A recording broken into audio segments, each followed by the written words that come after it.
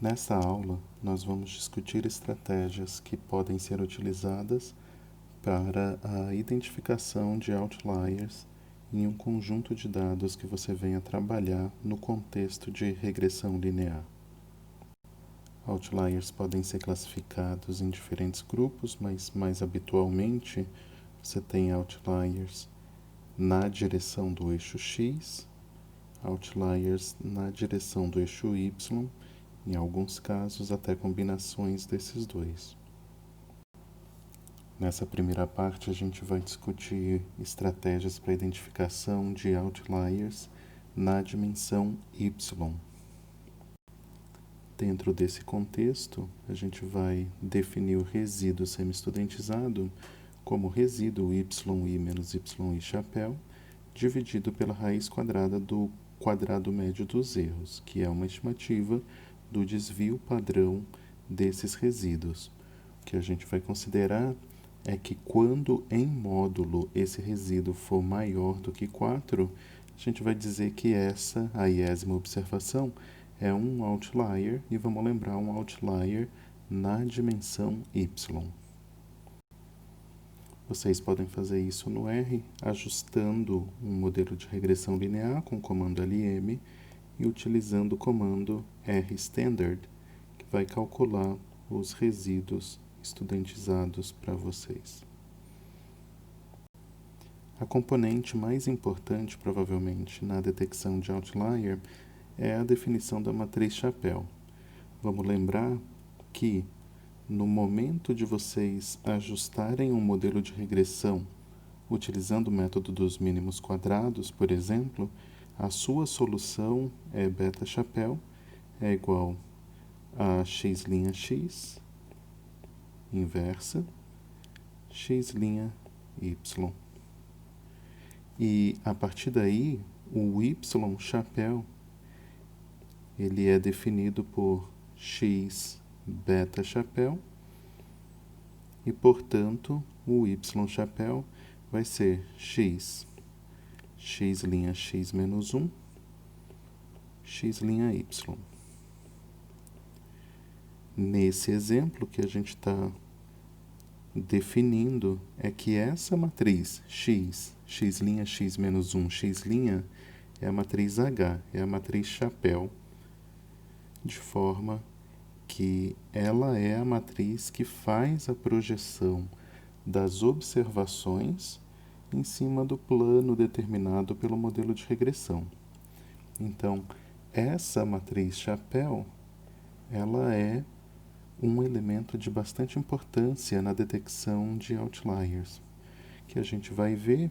Então, vocês já trabalharam essa álgebra, vocês veem que o resíduo nada mais é que a identidade menos a matriz H vezes o y, e a variância é, então, a matriz de variância e covariância é, então, sigma quadrado e menos a matriz chapéu. E daí a variância de um ponto específico vai ser sigma quadrado 1 menos a diagonal da matriz H. Então, o elemento da diagonal da matriz H, ela pode ser reescrita matricialmente como a gente aponta aqui. E a covariância é menos HIJ vezes sigma quadrado.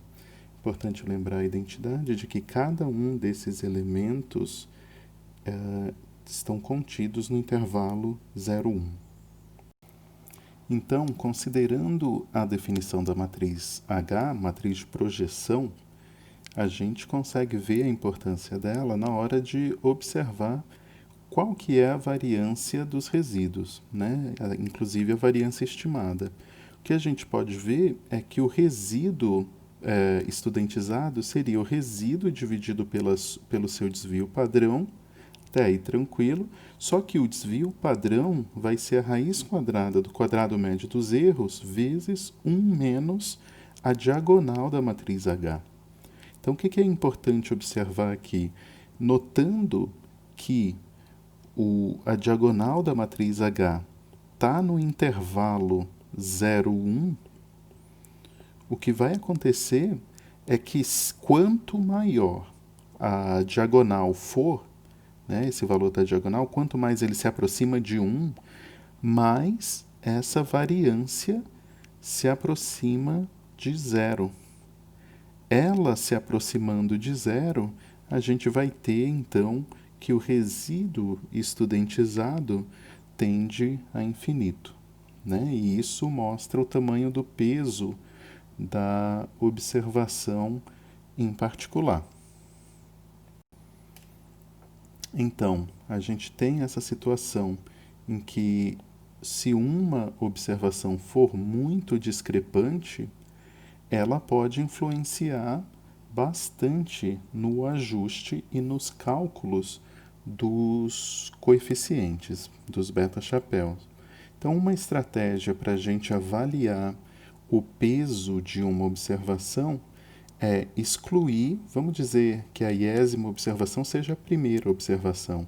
A gente exclui a observação número 1, ajusta o modelo novamente usando as n-1 observações que restaram e, utilizando esse modelo que foi ajustado com as n-1 observações, a gente procura predizer o que seria o y-chapéu da primeira observação, da observação que ficou de fora desse ajuste.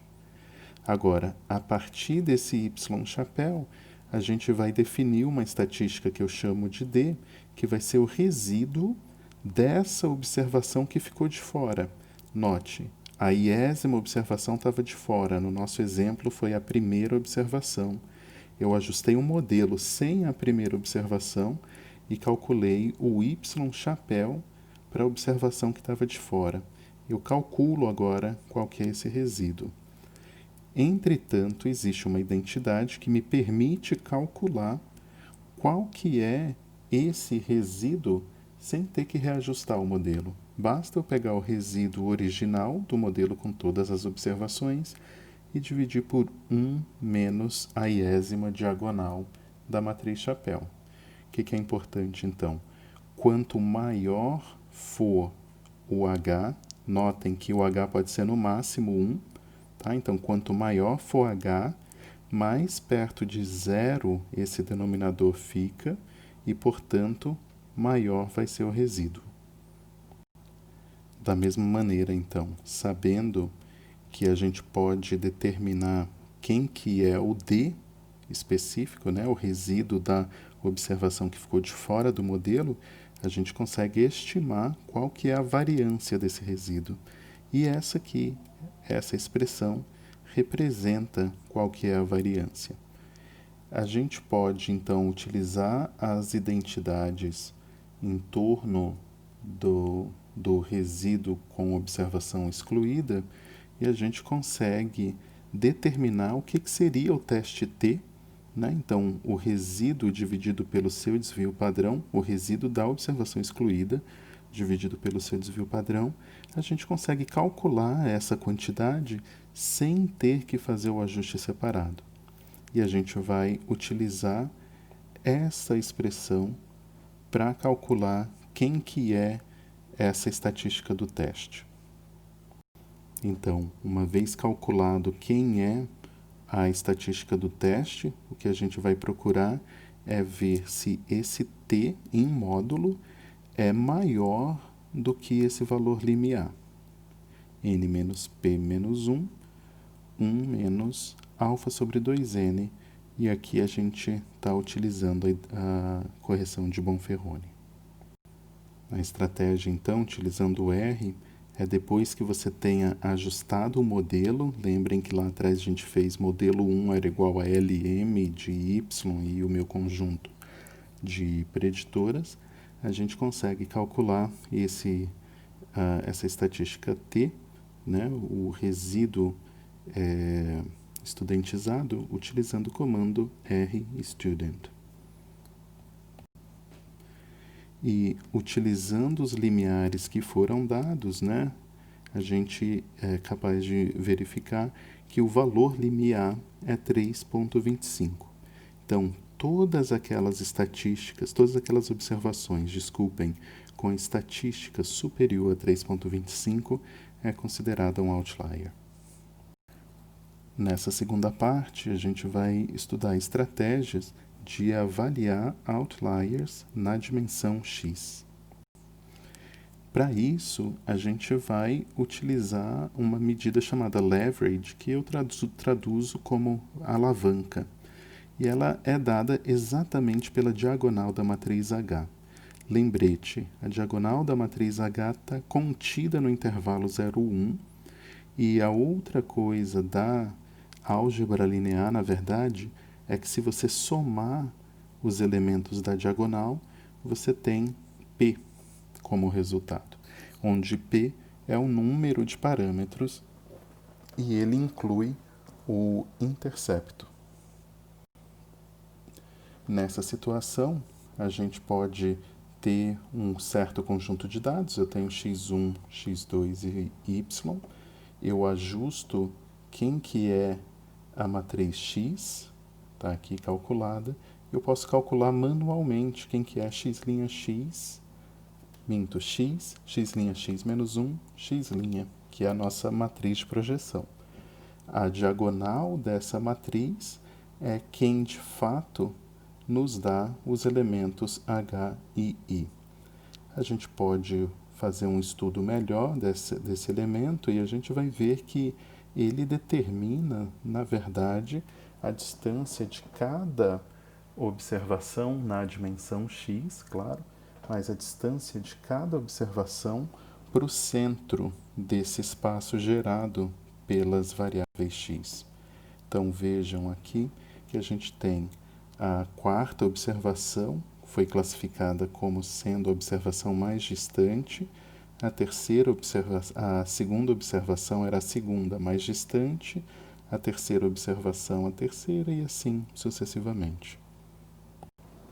Então a gente volta na importância da matriz H.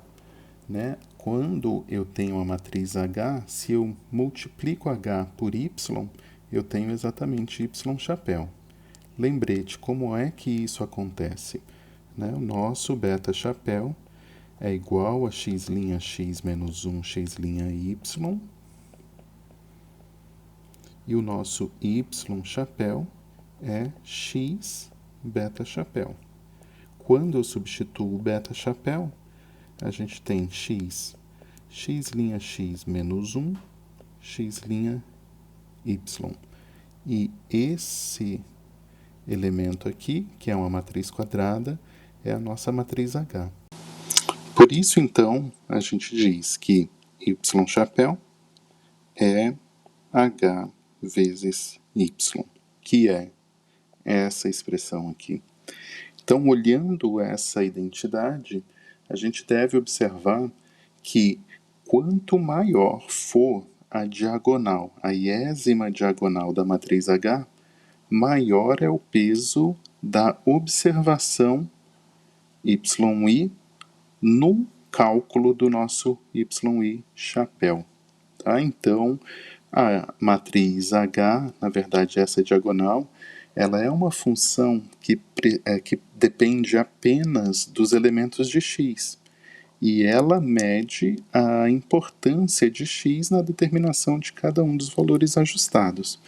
Então, como a gente já tinha visto, quanto maior for esse elemento da diagonal da matriz H, menor será a variância. E sendo pequena essa variância, a gente vai ter que o y chapéu vai estar próximo do y. O que a gente pode fazer então? É utilizar essa métrica da diagonal da matriz H como um critério de identificação de outlier na dimensão x. Como é que a gente faz isso? Sabendo que a soma dos elementos da diagonal de H é igual a P, isso daqui são todos os betas, incluindo o beta zero, a gente pode calcular o que é o ponto médio de alavanca. E esse ponto médio é então dado por P dividido por N. O que a gente vai fazer é definir que serão outliers na dimensão x aquelas observações cujo H e I são maiores do que 2 vezes P dividido por N. Utilizando o nosso exemplo anterior, então, nós já tínhamos determinados resíduos, determinado quem são as diagonais, determinado as estatísticas T de R de student, que são os resíduos estudentizados depois que você removeu a iésima observação. O que a gente vai fazer agora é calcular que 2 vezes P dividido por N é igual a 0,3. E a gente vai procurar, dentre aquelas observações, quem são as observações que têm o H e I maior do que 0,3. E nesse caso a gente identifica as observações 15 e 3. Essas observações seriam então marcadas como outlier